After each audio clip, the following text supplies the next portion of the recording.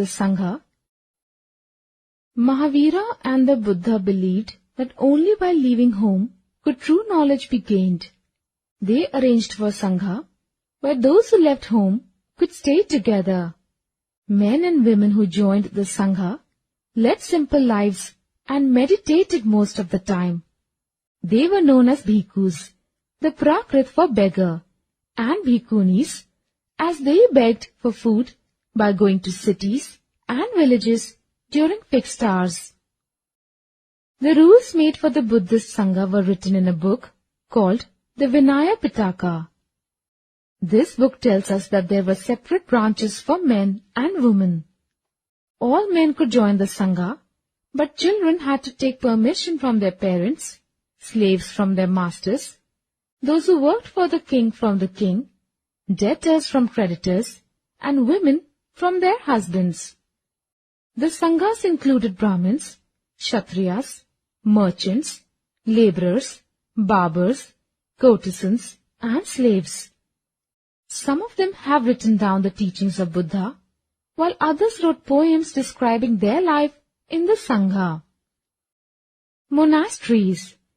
Initially both the Jain and the Buddhist monks wandered from place to place, teaching people, except during the rainy season. Then their supporters built temporary shelters for them in the garden. Still later, when monks and nuns felt the need for permanent shelters, monasteries, called viharas, were built.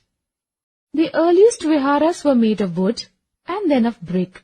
Sometimes, in western India, caves were dug out in hills.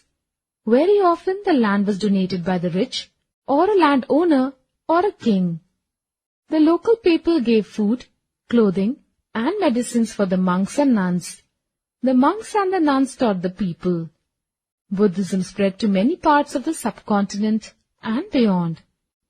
A Buddhist text tells us, when rivers flow into the mighty ocean, they lose their individuality.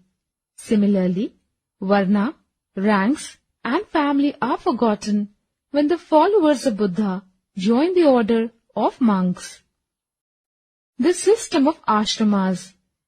During the time the Jainism and Buddhism were becoming popular, the Brahmins developed the system of ashramas, where ashramas refer to a stage in life. 4 ashramas, called the Brahmacharya, Grihastha, Vanaprastha, and Sannyas were recognized. Brahmacharya meant that the Brahmins, Kshatriyas, and Vaishya men were required to lead simple lives and study the Vedas during the early years of their lives. Grihastha meant that the next stage was that they married and lived as householders. Vanaprastha meant that they lived in the forest and meditate. Sannyas meant that they gave up everything to live as sannyasis. The system of ashramas allowed men some time in their lives for meditation. Women were not allowed to study the Vedas and followed the ashramas chosen by their husbands. Elsewhere, for more than 1,000 years, Zoroastrianism was a major religion in Iran. Later, some Zoroastrians migrated from Iran and settled down in the coastal towns of Gujarat and Maharashtra. They were the ancestors of today's Parsis. Zoroaster was an Iranian prophet whose teachings are contained in a book called the Avesta.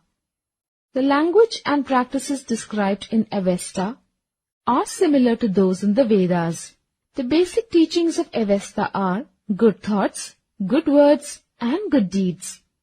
A verse from Zen Avesta is as follows: Lord, grant strength and the rule of truth and good thinking, by means of which one shall create peace and tranquility.